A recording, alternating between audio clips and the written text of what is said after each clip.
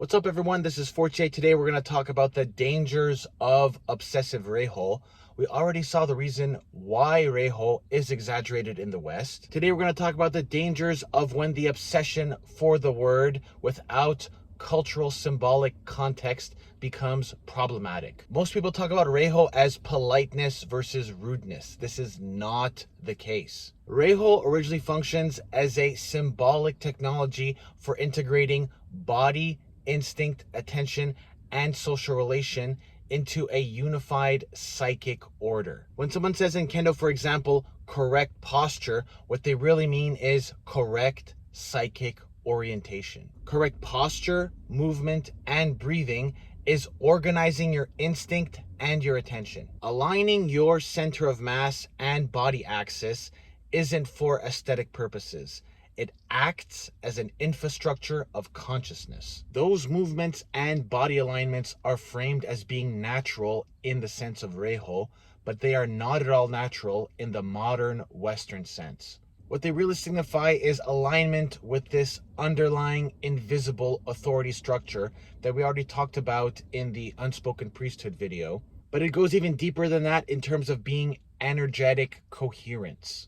The repeated external ordering of the body gradually produces internal psychic order, and that inherited order actually manifests into an identity structure. In Kendo's case, that identity structure that you're manifesting is that of a Japanese samurai. The continual symbolic repetition of Reiho in that context creates refinement of a persona. This is so the body becomes socially legible and the practitioner becomes readable and socially coherent in the context of Kendo. The danger is if you are unconscious while doing this for a very long period of time, you're at risk of having your ego fused with this persona. When talking about the danger of being trapped in persona refinement, persona isn't always fake. Proper relation to others and space stabilizes your persona.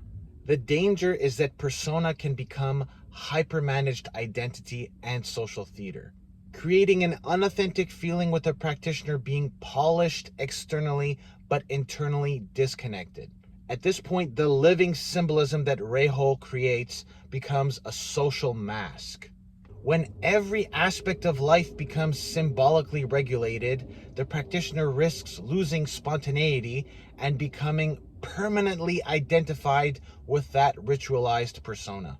Those same structures that help integrate your psyche can end up possessing your ego, fusing your identity with that of a Japanese warrior, creating the feeling of being ritually superior, a dependency on symbolic intensity, and the unconscious belief that you have transcended ordinary people.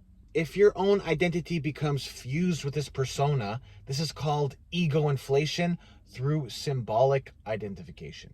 Budo in general is extremely vulnerable to this, even though Budo's main purpose is to confront violence without actually becoming possessed by it. That's all for today's video. If you have an experience similar to this one, share it with us in the comments below. If you know someone who'd like to see this video, share it with them. Hit the like and subscribe button for the algorithms and have an awesome day. I'll see you in the next video. Peace out.